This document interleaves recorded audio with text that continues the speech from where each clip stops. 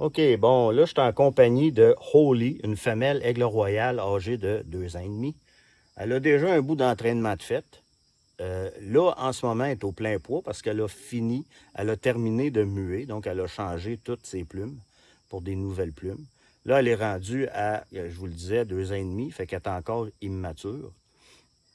Mais c'est un oiseau qui a déjà de l'entraînement d'entreprise dessus. J'ai fait à peu près jusqu'au vol à la créance avec.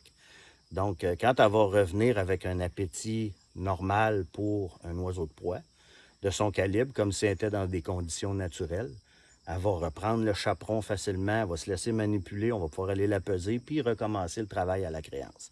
Là, c'est pas possible parce qu'elle est beaucoup trop pesante. Dans le fond, elle n'a aucun intérêt à se tenir sur mon gant ou à essayer de manger qu'est-ce que je vais lui présenter comme nourriture parce qu'elle n'a pas assez faim. OK? Puis en plus, il doit faire à peu près 27 degrés en ce moment.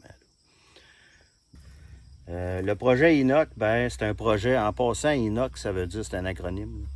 Un acronyme anglais qui veut dire Eagles and Nest of Knowledge.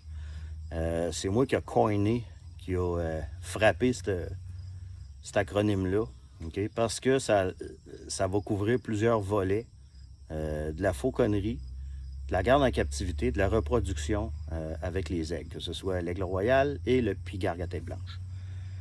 Donc, l'objectif du projet Enoch, la phase 2, c'est, ça va être, ben, premièrement, il va falloir que je vous établisse les faits avec l'histoire un peu de la fauconnerie au Québec au niveau de ce qui s'est passé avec les aigles, puis pourquoi on n'a pas le droit de chasser en fauconnerie avec les aigles. J'aurais pas le choix de vous dire la vérité là-dessus. Il y a eu des gens, des entreprises mêlées avec des associations qui ont mélangé les cartes. Là. Disons qu'ils ont pourri à la game pas mal. OK? Puis j'ai des preuves de ça. Irréfutables, je vais être obligé de le rentrer dedans. J'ai pas le choix encore une christie de fois. Moi, quand il y a une injustice ou qu'il y a de la corruption, ben, je la dénonce. OK? Après ça, un coup que la bitcherie, la session va être finie, on va passer aux choses sérieuses. C'est-à-dire que je vais faire un appel à tous, que vous soyez fauconniers, que vous soyez non fauconniers, mais que vous avez un intérêt pour nous aider à avancer le projet Enoch, de légaliser la chasse au vol avec l'utilisation des aigles sur le territoire du Québec. Ben, je vais avoir besoin de vous. Je vais avoir besoin de votre appui. Je vais avoir besoin de talents particuliers, puis de gens qui vont vouloir s'investir, puis venir avec moi chasser en Ontario pour faire un genre de documentaire, OK, avec des images de chasse au vol. Et puis, écrire un mémoire.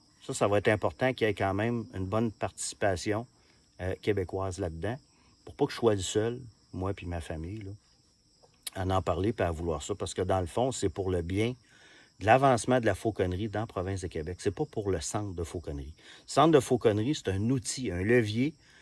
Avec toute l'expertise qu'on a avec les aigles, ça fait maintenant plus de 10 ans que je fais voler des aigles avec ma famille, ma femme, mes enfants aussi sont impliqués. Fait qu'on a une très bonne expertise avec les aigles dans la province de Québec.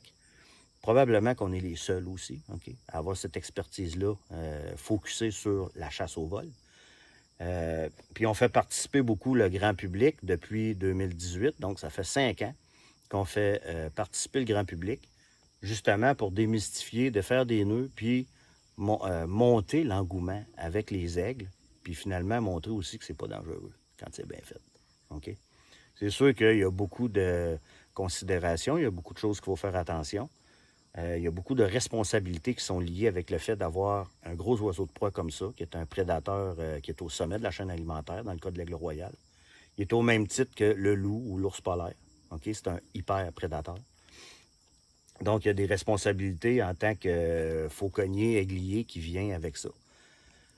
Mais il y a un programme qu'on a établi, qu'on va vous présenter pour aider les apprentis ou les aspirants à vouloir devenir aiglier / fauconnier, appelez ça comme vous voulez, je m'en fous. OK? Moi, j'appelle ça de la chasse au vol avec un aigle. Ça peut être un aiglier si tu es monté à cheval puis que tu fais ça un peu à la manière des Mongols, des Kazakhs ou dans les pays de l'Est, là. OK, lointain. Asiatique ou encore même dans les pays de l'Est, là, comme la Hongrie, la Bulgarie, la Tchécoslovaquie. C'est tous des endroits où est-ce que même la Croatie, la Yougoslavie, la Yougoslavie, ça n'existe plus, là, mais la Bosnie.